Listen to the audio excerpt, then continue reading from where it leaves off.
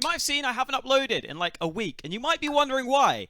And it's because I am allergic to cringe, and I just got a giga dose of cringe from this protest. Oh my god, this is so dumb. I wasn't even sure if I wanted to talk about this, but I think it actually is important to talk about. The first ever match at a major stopped by protesters, and in case you haven't seen some of the videos,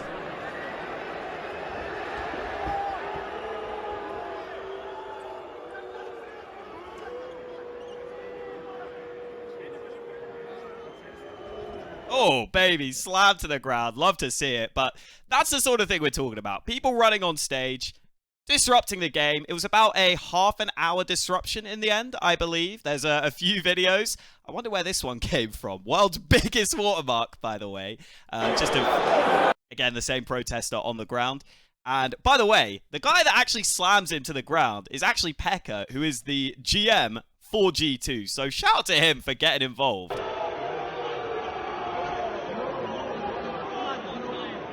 Here he is. Comes through with the slam. I don't know why he's having to do security's job for them, but fair play. You know, comes through with the goods. Now, the big question here, everyone was having at the time, is what the hell is actually happening? Like, you see the replies, protest for what? People didn't actually know that this was a protest at first. And that's because, in order to effectively communicate, you need to do two things, okay? One, you need to get someone's attention. I have your attention right now because you're watching this video. I mean, maybe you're asleep or something. Hey, wake up. But I've got your attention. And the second thing you need to do is actually communicate something. Actually have some words. Have something you're talking about, okay? And they don't do that at all. There's no signs. There's no clue what's going on. And honestly, at first, a lot of people thought this might be like some sort of attack or something scary. That's how bad this was, okay? And you know it's bad when you are losing to a 13-year-old Jaden Smith, okay? Because he can at least realize he's got your attention, he's in the interview, and he can at least give you his takes. What is nothing? What is nothing? Now that's deep. Preach, And poet. what is something? And what is something? Right. Because zero is an undefined number. It can be nothing, It can be nothing. but it can also be everything. Wow. Seriously? Wow. Wow, indeed. Now listen, the mad thing is, Jaden Smith has actually done better than these protesters. Because at least he's tried to tell you something. I don't really know what he was trying to tell you, okay? But he's tried. By the way, I do, side note, think it's very weird how Will Smith, like, put all his kids in front of everyone as celebrities. Like, if I was a kid, that is the last thing I would want. But anyway, moving swiftly on. So, it comes out later what the actual protest is about. I don't really want to give this too much time, but basically, it's a gambling site calling out the sponsor of G2 being another gambling site because they're like, not regulated or whatever. And I'm sitting there like, mate, I'm not going to lie. Firstly, right? Even if this is, like, a problem in the scene, this is not the way to go about this, okay? Even for things that are genuinely potentially world-ending, people still hate these protesters. This never gets you on their side, all right? I can at least sort of understand it with the climate change people. Like, if you think it's actually a massive thing that might affect the world and kill loads of people, I at least sort of understand. I still think it's the wrong way to go about it because all you're doing is making people associate you with hate when you block them or whatever. But honestly, very, very sketchy stuff. Like, why are you doing it for this small issue? Why don't you just actually talk to Valve? Valve are at the major. They are there. You can go talk to them if you think this is such an issue. But instead, you organize the most half-hearted, terrible protest ever. I do think it raises some other questions, though, because when you look at the video, you do kind of sit there and wonder, okay, why has this guy been allowed to, like, run on stage like this? I get that there's security over here dealing with another guy.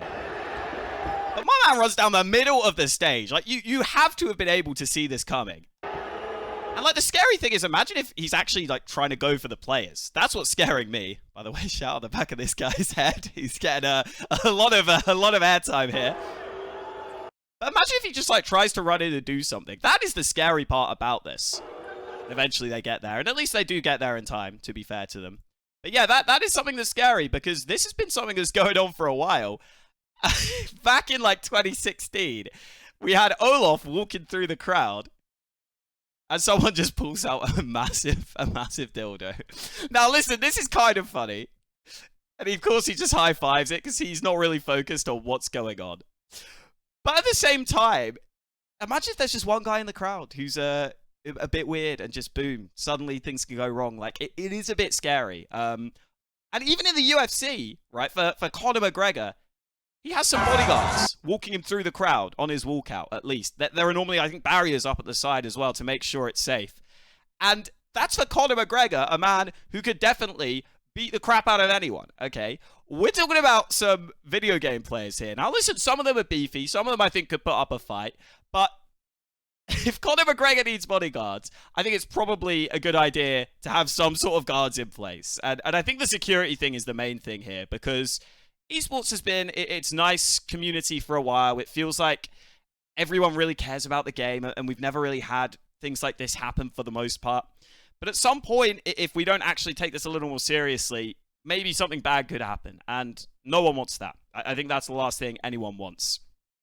I do want to quickly go into a final few things about the actual aftermath of this. Because, again, there was this live stream. I don't want to give this much time. Other than the fact that this headline, you were offered thousands for people to rush on stage. You offered them thousands of euros or pounds or dollars or whatever your currency of choice is, okay?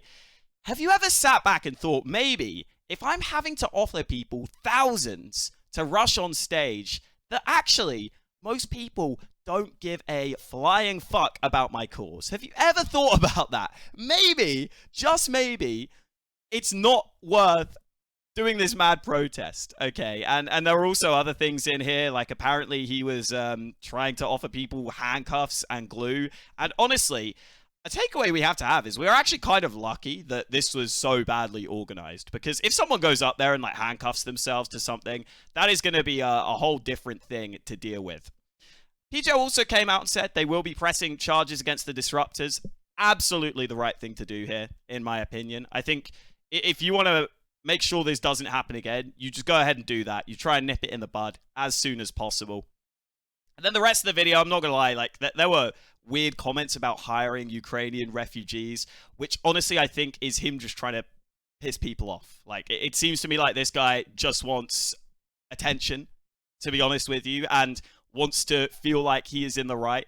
So I'm not really going to put too much into that. I think the main takeaway is just that I hope that in the future we can step up on the security side of things, because it's sketchy. It is sketchy that this could happen. And again, I'm kind of glad almost that this would happen like this and not in a really worse way where someone was trying to cause harm or trying to do something else. And so hopefully in the future we can learn from this lesson. And I mean, I guess maybe I'm trying to spin this into a positive takeaway. The positive takeaway at the end is that, like, Counter-Strike is starting to become big enough where people genuinely think they can make some mad statement on the stage. You know, and back when we started, something like that would never have been possible. So for fans of Counter-Strike, it's really nice the games like continue to grow and so many people are able to do what they love as a job now, right? Like the amount of people that were working there, commentators, players, everything, it is so cool. You know, journalists, there's an actual scene now. But yeah, this was honestly just embarrassing, a bit pathetic, and yeah, I don't really want to talk much more about it. So I'll try and make something more positive next time. Thank you for watching, and I'll catch you next time.